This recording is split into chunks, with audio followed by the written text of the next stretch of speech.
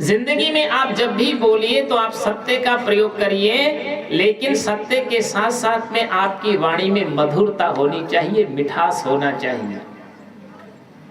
एक महिला सदगुरु कबीर साहब के पास में आई और आकर के प्रणाम करती है, बंदगी करके कहती है कि गुरुदेव आप ऐसा कोई ताबीज बना दें या ऐसा कोई मंत्र दे दें ताकि सारे घर के लोग हमारे कंट्रोल में हो जाएं, हमारे वश में हो जाए। सदगुरु कबीर साहब ने कहा कोई ताबीज की जरूरत नहीं है, अगर आप सबको बस करना चाहते हैं तो आपको मैं एक छोटा सा सूत्र बता देता। तो उन्होंने कौन सा सूत्र बताया कि मीठा सबसे और आगे क्या है, सुख उपजे और वशीकरण ये मंत्र है, तज दे वचन कठोर। अगर आप किसी को भी अपना बनाना चाहते हैं तो आपकी जिंदगी में दो गुण होना चाहिए, पहला तो प्रिय वाणी हो, मधुर वाणी हो, और दूसरा आपके जीवन में सेवा की भावना हो। तो आपका जो है तो दूर के व्यक्ति भी आपके जो है तो प्रेमी बन जाएंगे। और अगर आपकी वाणी में कटुता है, कठोरता है, तो वह जो है तो वह अपने भी आपसे दूर हो जाएंगे। और राम और रावण में यही तो अंतर था। रावण अपनी कठोर भाषा के कारण, कठोरता के कारण, अहंकार के कारण उसके मुख से कभी आदर सूचक शब्द नहीं निकलते थे, मधुर शब्दों का प्रयोग नहीं कर पाते थे। उसी का दुष्परिणाम ये हुआ कि वो अपने भाई विभीषण को भी अपना नहीं बना सका। और नहीं बना सका, उसका दुष्परिणाम ये हुआ कि विभीषण जाकर के राम से मिल जाता है, और राम के वाणी में मधुरता थी, व्यवहार में मधुरता थी, जीवन में मधुरता थी। उसी का परिणाम ये हुआ कि ऐसा बलशाली रावण जो था उसको समाप्त करने में वो सफल हो गया, क्योंकि वो जंगल में अकेले थे, उनके साथ में कोई जो है तो सेना नहीं थी, लेकिन उन्होंने भालों से, बांदरों से मित्रता करके और एक लंबी सेना तैयार की, और ऐसा जो बलशाली रावण था उसको भी पराजित करके और सीता को लौटा लाए। तो रावण में कला थी तोड़ने की और राम में कला थी, तो हमें तोड़ने की कला नहीं सीखना है, हमें तो जोड़ने की कला सीखनी है। अगर हम दूसरों को अपना बनाना चाहते हैं, दूसरों को जोड़ना चाहते हैं, तो उसको जोड़ने का सूत्र सदगुरु कबीर साहब ने कितना अच्छा कहा है कि अगर आप दूसरों को जोड़ना चाहते हैं तो आप प्रेम के द्वारा ही दूसरों को जोड़ सकते हैं। इसलिए उन्होंने कहा था ढाई आखर प्रेम का और पढ़े सो पंडित होए। वो कहते हैं जो प्रेम का पाठ पढ़ लेता है वास्तविक में वही असली पंडित है। केवल वेद पढ़ने से, पुराण पढ़ने से, गीता पढ़ने से, भागवत पढ़ने से, रामायण पढ़ने से, बीजक पढ़ने से या अन्य ग्रंथों को पढ़ने से कोई पंडित नहीं होता है। वो केवल छोटा सा सूत्र बताते हैं कि जिंदगी में आप केवल ढाई आखर को पढ़ लीजिए, प्रेम को पढ़ लीजिए, बस आप जो है पंडित हो जाएंगे। पंडित का अर्थ ये होता है यस्य बुद्धि पंडा स पंडित है, जिसके जीवन में सत्या सत्य विवेकनी बुद्धि हो उसको पंडित कहा गया है। आजकल तो लोग जो है तो केवल जनेऊ टांग लेते हैं, उसी से लोग पंडित हो जाते हैं। वास्तविक में उसे पंडित नहीं कहा जाता है, उसको ब्राह्मण नहीं कहा जाता है। ब्राह्मण भी वही है जो ब्रह्म को जानता है, और ब्रह्म क्या है, जो सबसे बड़ा है और सबसे श्रेष्ठ क्या है, वो आपके अंदर में बैठी हुई चेतना है, जो सत्य है, जिसको उसका ज्ञान हो गया है। वास्तविक में वही असली ब्राह्मण होता है। और वैसे मनुष्य जो है तो जाति से मान नहीं होता है, धन से मान नहीं होता है, बल से मान नहीं होता है, बुद्धि से मान नहीं होता है, पद और प्रतिष्ठा से मान नहीं होता है, आकृति से मान नहीं होता है। अगर मनुष्य मान होता है तो किससे होता है? उसके गुणों से महान होता है। और जिसके अंदर में गुण है वही महान है।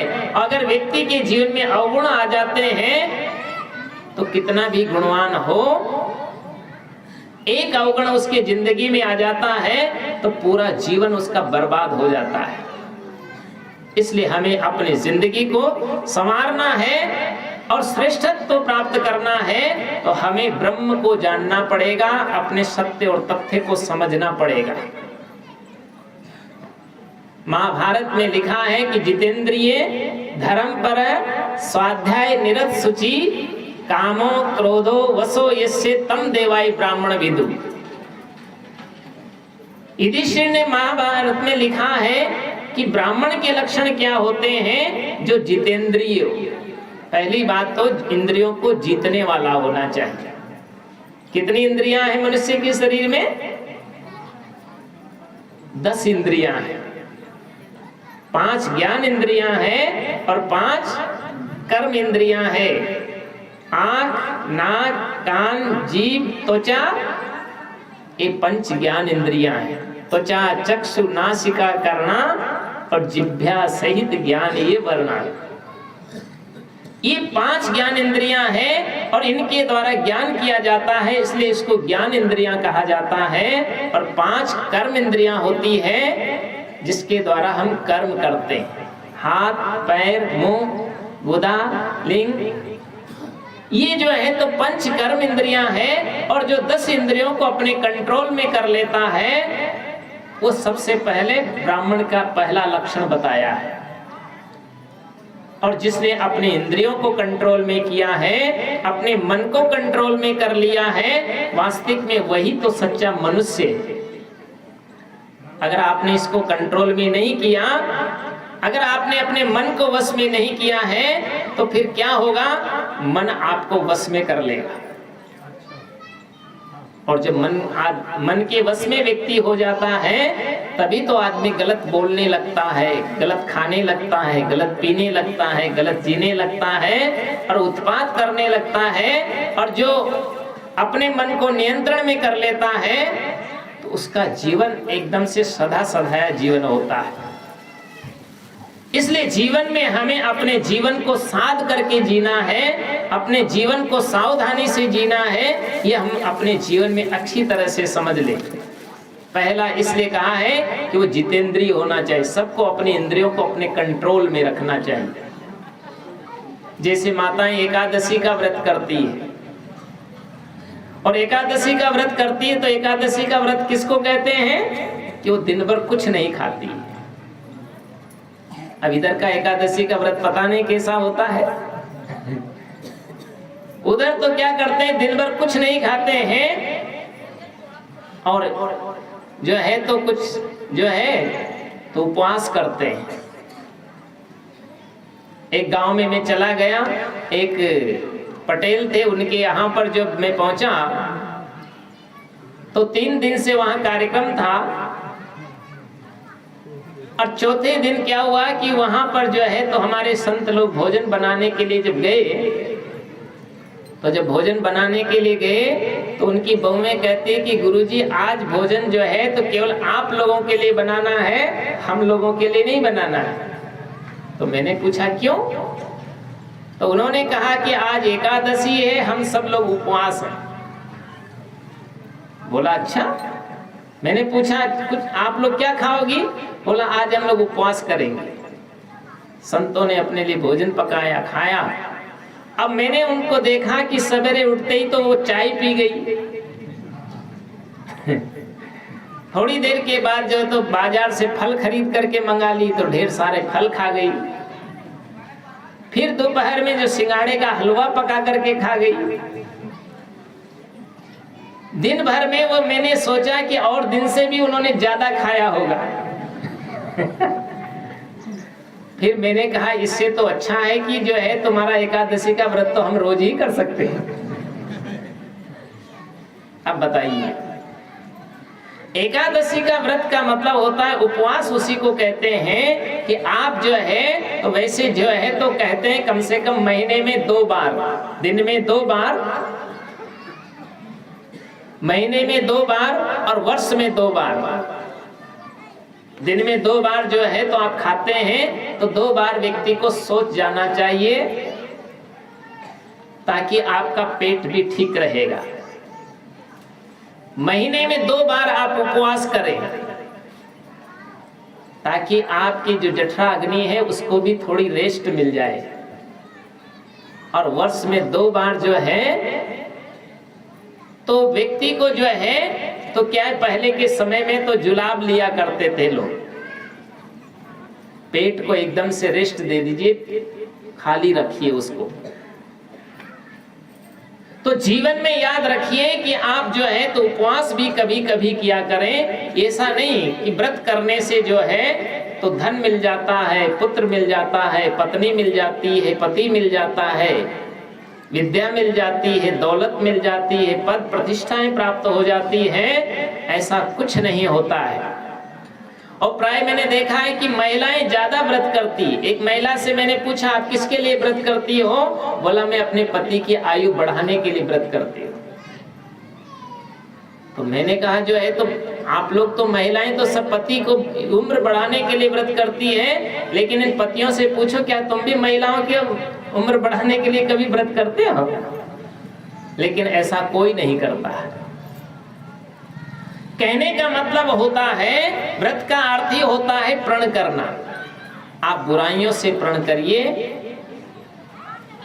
और अच्छाइयों को अपने जीवन में उतारिए, अच्छाइयों को अपने जीवन में संजोइए, तो आपका जीवन अच्छा होगा। इसलिए पहला लक्षण बताया है कि जितेंद्रिय, धर्म पर और जीवन को धर्म परायण बनाइए। धर्म परायण व्यक्ति जो होता है वह खुद तो धर्म के रास्ते पर चलता ही है, लेकिन अन्य साथियों को भी वो धर्म के मार्ग पर चलाने की सीख प्रदान करता है। पति भी होता है तो धर्म पति होता है, पत्नी भी होती है तो धर्म पत्नी हो। पति पत्नी तो होते ही हैं, लेकिन साथ साथ में आप अपने जीवन में वो काम करिए ताकि आप धर्म पति बने, धर्म पत्नी बने। धर्म, एक धर्म पत्नी होती है और दूसरी गर्म पत्नी होती है। ऐसा भी होता है। इसलिए हमें धर्म का आचरण करना चाहिए। अगर पति गलत दिशा पर जा रहा है, दिशा भटक गया है और उसका चाल चलन बिगड़ते हुए जा रहा है, तो पत्नी का कर्तव्य बनता है कि उसको धर्म के मार्ग पर लगाएं। और जो धर्म का आचरण करता है उसी को धर्मात्मा कहा जाता है। कोई टीका लगाने से, माला पहन लेने से या पूजा पाठ कर लेने से ही कोई व्यक्ति धर्मात्मा नहीं होता है। असली धर्मात्मा तो वह है, सदगुरु कबीर से किसी ने पूछा धर्मवान के लक्षण क्या होता है, तो उन्होंने कहा दया राख धर्म को पाले, जग से रहे उदासी और अपना सा जीव सबको माने और ताई मिले अविनाशी। धर्म का मूल जो है तो क्या बताया उन्होंने? दया का पालन करना। और जो जिसके दिल में दया है वही सच्चा धर्मात्मा है। किसी भी प्राणी को मन से, वचन से, कर्म से पीड़ा नहीं दे, हर प्राणी की रक्षा करने वाला वास्तविक में वही तो धर्मात्मा है। और जिसके दिल में दया का भाव नहीं है, करुणा नहीं है, प्रेम नहीं है, सेवा नहीं है, उदारता नहीं है, समर्पण का भाव नहीं है, एक दूसरे की रक्षा करने की सोच नहीं है, तो वो व्यक्ति कभी धर्मात्मा हो ही नहीं सकता है। दिल दया रहम को तजकर संध्या निमाज खाली है, प्राणी से बैर बनाकर ईश्वर पूजा जाली है। इसलिए जीवन में हमारे अंदर में धर्म के प्रति आस्था होनी चाहिए। हम धर्मवान बने, क्योंकि मनुष्य के साथ में 3 ही चीजें चला करती है। पहला धर्म, दूसरा कर्म और तीसरा भजन। ये 3 ही मनुष्य के साथी होते हैं। अभी आप काफी देर से संतों से सुन रहे हैं कि ये चीजें सब छूटने वाली है। धन छूटेगा, मकान छूटेगा, जमीन छूटेगी, परिवार छूटेगा, और तो क्या, ये आपका जो शरीर है, ये बॉडी है, ये भी एक दिन छूट जाएगा। यहाँ जितने लोग बैठे हैं उनका बचपन चला गया, कितनों की जवानी दगा दे गई, कितनों का बुढ़ापा आ गया, और कितने लोग तो जो है चले ही गए सब छोड़ छाड़ करके। क्योंकि संसार में आप जानते हैं कि दुनिया में कोई यहाँ अस्थाई रहने वाला नहीं है। यहाँ जो भी आया है उसे एक दिन जाना ही होता है।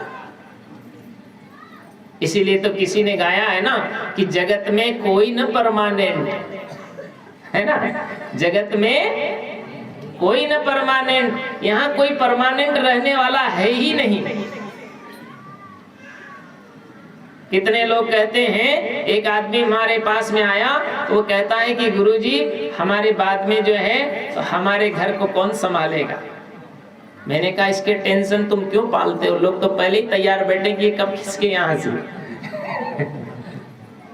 आपने देखा होगा कभी कभी आप बस में यात्रा करते हैं या ट्रेन में यात्रा करते हैं, तो जब आप ट्रेन में चढ़ते हैं तो लोग सीटों पर बैठे रहते हैं, और जिनको सीट नहीं मिलती है तो खड़े रहते हैं। और गाड़ी जब आगे बढ़ती है तो वो जो खड़े रहते हैं वो उसके जो बैठा है उससे पहले पूछते हैं कि भैया कहाँ उतरेगा, पहले से तैयार रहते हैं। और हम ये चिंता करके बैठे रहते हैं कि वास्तविक में हमारे बाद में क्या होगा। आपको इसकी चिंता करने की आवश्यकता नहीं है, लोग तो पहले से ही तैयार बैठे हुए होते हैं। इसलिए जीवन में याद रखना चाहिए, जैसे राजनेता होते हैं ना आजकल, तो राजनेता लोग सोचते हैं कि हम ही को ये पूरी गद्दी हमारे पास में होती तो ज्यादा अच्छा है। लेकिन ये पद पा करके जब भूल जाते हैं तो फिर जो है तो उनका 5 वर्ष भी मुश्किल से निकल पाता है। पद पाकर के भूल न जाना, चलो न्याय से भाई, और नहीं तो 5 वर्ष में भैया दूसर होए चुनाई। अगर आपको पद मिल गया है, आपको संपत्ति मिल गई है, आपको शरीर मिल गया है, आपको बुद्धि अच्छी मिल गई है, तो आप हर चीज का उपयोग अच्छा करिए।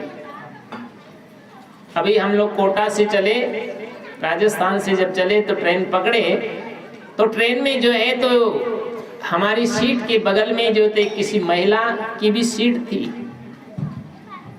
वो अपनी बेटी को डॉक्टर बनाने के लिए जो है तो उसको बिलासपुर में कहीं कॉलेज मिला होगा, तो वो भी आई थी। हम लोगों को देखा उसने, और हमसे वो पूछती है तो क्या कहती कि आप महाराज हैं। तो मैंने कहा महाराज तुमको क्या नजर आ रहा है।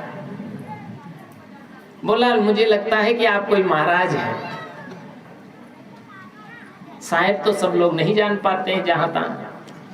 तो उसने कहा आप महाराज हैं। तो मैंने कहा भाई मैं जब नाराज ना हूं तब महाराज है। अगर महाराज होकर के भी नाराज हो गया तो फिर वो महाराज भी नहीं है। तो उसने कहा कि आप महाराज हैं तो हमारा हाथ देख लीजिए। तो मैंने कहा तुम्हारा हाथ क्यों देख लो।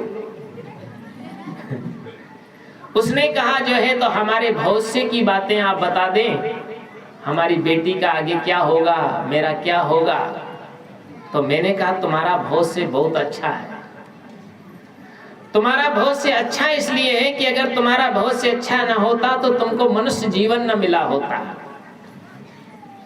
अगर तुम पशु बन जाती तो कहीं जो है तो नाली का पानी पी रही होती, आप पक्षी बन जाती तो किसी पेड़ पर बैठ करके उड़ती दिखाई देती, और किसी जो है तो जीव जंतु बन जाती तो कोई प्राणियों के पैरों से कुचल जाती, और किसी जंगली जानवर बन जाती तो लुक छिप करके तुमको जिंदगी गुजारना पड़ता। इसलिए तुम्हारा भाग्य अच्छा है कि तुम्हें ये मनुष्य का जीवन मिल गया। इतना ही नहीं, मैंने कहा तुम्हारा जो है तो जीवन भी सर्वांग संपन्न मिला है। अगर आंख ठीक न होती तो तुम देख न पाती, कान ठीक न होते तो सुन न पाती, नेत्र ठीक न होते तो देख न पाती, हाथ पैर ठीक न होते तो चल फिर नहीं पाती और अपने जीवन में कुछ कर नहीं पाती। इसलिए तुम बहुत अच्छी भाग्यशाली हो। अब जरूरत है तुम्हें अपने भाग्य का स्वयं निर्माण करने की। जो व्यक्ति कर्म कर होता है, जिसकी सोच अच्छी होती है, जो व्यक्ति मेहनती होता है, उसको जो है तो किसी के सामने हाथ फैलाने की आवश्यकता नहीं होती। कबीर साहब के विचारों में और अन्य लोगों के विचारों में यही तो फर्क है। कबीर साहब किसी को जो है परालंबी नहीं बनाते, वो सबको स्वावलंबी बनाने की सीख प्रदान करते। आपको किसी के सामने जाकर के गिड़गिड़ाने की आवश्यकता नहीं है। वो तो कहते कर बैया बल आपनी, छाड़ बिरानी आस, और जाके आंगन नदियां बहे सो कसमरे पियास। हम जो है तो दूसरों के पास में क्यों गिड़गिड़ाएं? आपके अंदर तो वह ताकत है, वह शक्ति है, वह क्षमता है कि आप जिसको भी चाहें उसी को महान बना सकते हो। मैं तो लोगों को बारंबार कहता हूँ कि मनुष्य लकड़ी को छू देता है तो फर्नीचर तैयार कर देता है, लोहे को छू देता है तो ट्रेन बनाकर चला देता है, इस्पात को छू देता है तो प्लेन बनाकर उड़ा देता है, और एक अनगढ़ पत्थर को छू दे तो हनुमान बना के पूजा देता है, भगवान बना के भी पूजा देता है। लेकिन अगर मनुष्य की नीयत बदल जाए तो वो बेच करके भी सफा कर जाता है। तो मनुष्य अगर सुधर जाए तो देवों का भी महान देव है, और अगर बिगड़ गया तो वो शैतानों का भी शैतान बन जाता है। और इसीलिए आज की स्थिति ऐसी बदल गई है कि इंसान को जो है तो अन्य प्राणियों से कोई खतरा नहीं है। अगर मनुष्य को खतरा है तो केवल इंसान से है, मनुष्य को खतरा केवल मनुष्य से है। न भालू से खतरा है, न शेर से खतरा है, न सांप बिच्छी से खतरा है, न जीव जंतुओं से खतरा है। अगर मनुष्य को खतरा है तो किससे है? केवल मनुष्य से। इसीलिए कहा है कि आदमी की शक्ति से अब डर रहा है आदमी, आदमी को मार कर घर भर रहा है आदमी, आदमी ही मारता है मर रहा है आदमी, और समझ कुछ आता नहीं क्या कर रहा है, क्योंकि आदमी ने अपनी आत्मीयता छोड़ दिया है। इसलिए जरूरत यह है, आप बच्चे को, आज के लोग जो है तो अपने बच्चे को डॉक्टर बनाना चाहते हैं, मास्टर बनाना चाहते हैं, इंजीनियर बनाना चाहते हैं, कलेक्टर बनाना चाहते हैं, राजनेता बनाना चाहते हैं, धर्म नेता बनाना चाहते हैं, लेकिन किसी के दिल से आवाज नहीं निकलती है कि हमारा बेटा एक अच्छा इंसान बने। आज जरूरत है कि जो है आप अपने बच्चे को सबसे पहले अच्छा इंसान बनाइए, अच्छा मनुष्य बनाइए। अगर वो अच्छा इंसान होगा तभी अच्छा डॉक्टर बन सकता है, अच्छा वकील बन सकता है, अच्छा इंजीनियर बन सकता है, अच्छा कलेक्टर बन सकता है, और अच्छा मास्टर बन सकता है। और नहीं तो अगर वो अच्छा मनुष्य नहीं बन पाया, इंसान नहीं बन पाया, तो वहां जाकर के भी वो भ्रष्टाचार ही करेगा। एक बार चौधरी, भारत के प्रधानमंत्री हुए चौधरी चरण सिंह जी का नाम सुना है आप लोगों ने। चौधरी चरण सिंह जी एक बार जो है जब प्रधानमंत्री थे तो फटे पुराने कपड़े पहन करके वो परीक्षा लेने के लिए निकल पड़े, और किसी पास में थाने में चले गए अकेले। और जब थाने में गए तो थाने में जाकर के उन्होंने कहा कि भैया मेरे कोई प्रॉब्लम आ रही है तो मेरी एक रिपोर्ट लिख लीजिए। तो वहां जो पुलिस वाले थे उन्होंने, किसी ने उस पर ध्यान ही नहीं दिया। जब उनको कोई ने ध्यान नहीं दिया तो बेचारे उदास और निराश मुंह लटका के वापस लौट रहे थे, और थाने के गेट तक पहुंचे तब तक जो है तो वहां 2-4 पुलिस वाले और भी बैठे हुए थे। वो पुलिस वालों ने पूछा कि अरे बाबा कैसे आया था? अरे कहा भाई मैं रिपोर्ट दर्ज कराने आया था और इसने रिपोर्ट ही दर्ज नहीं किया। अरे बोला ऐसे रिपोर्ट नहीं लिखी जाती है, आए हो रिपोर्ट दर्ज कराने के लिए? तो बोला हाँ। तो बोला क्या करना पड़ेगा, क्यों नहीं लिखा? बोला अगर रिपोर्ट दर्ज कराना है तो कुछ जेब गर्म करनी पड़ेगी। बोला कुछ है तुम्हारी जेब में? तो उस जमाने में उनकी जेब में ज्यादा तो नहीं था, 35 रुपया कुछ था उनकी जेब में। बोला 35 जो है कुछ दे दोगे तो अभी तुम्हारी रिपोर्ट तुरंत दर्ज कर ली जाएगी। और जेब में से 35 रुपया निकाला और निकाल करके दिया तो उसकी रिपोर्ट तुरंत दर्ज कर ली। और जैसे रिपोर्ट दर्ज की तो उसने कहा, रिपोर्ट दर्ज करने वाले ने कि बोला अंगूठा लगाओगे कि दस्तखत करोगे? बोला अंगूठा लगाओगे, जानते ही फटे पुराना कपड़ा पहन करके आया है तो बेचारा अनपढ़ होगा कोई। तो बोला जो है तो अंगूठा लगाओगे या साइन करोगे? तो चौधरी चरण सिंह ने कहा नहीं नहीं मैं जो है तो दस्तखत कर दूंगा। और जैसे ही उसने रिपोर्ट पर अपना जो दस्तखत किया और ऊपर से प्रधानमंत्री की मोहर लगा दिया, उसके तो होश उड़ गए पूरे थाने।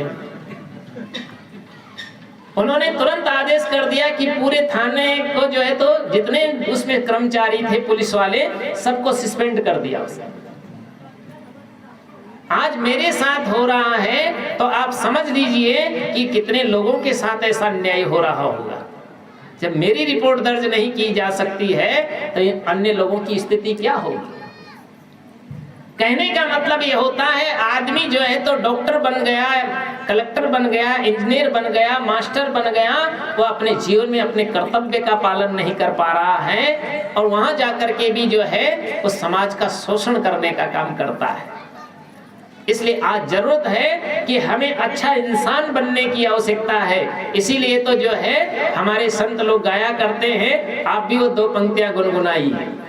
संकल्प हो हमारा इंसान हम बनेंगे, संकल्प।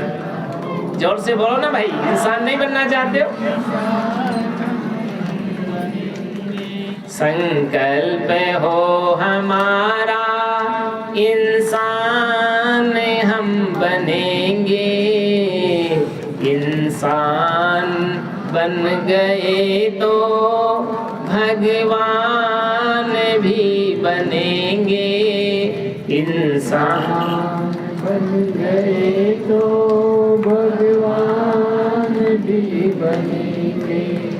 हमारे अंदर में संकल्प होना चाहिए कि हम जो है सबसे पहले इंसान बनने की आवश्यकता है। हम हिंदू घर में जन्मे, हिंदू कहलाए, हम मुस्लिम घर में जन्मे, मुस्लिम कहलाए, हम बौद्ध सिख ईसाई के घर में जन्मे, बुद्ध सिख ईसाई कहलाए, लेकिन इंसान के घर में जन्मे इंसान नहीं कहलाए। इसलिए जरूरत है हमारे जीवन में एक इंसानियत होनी चाहिए, मानवता होनी चाहिए।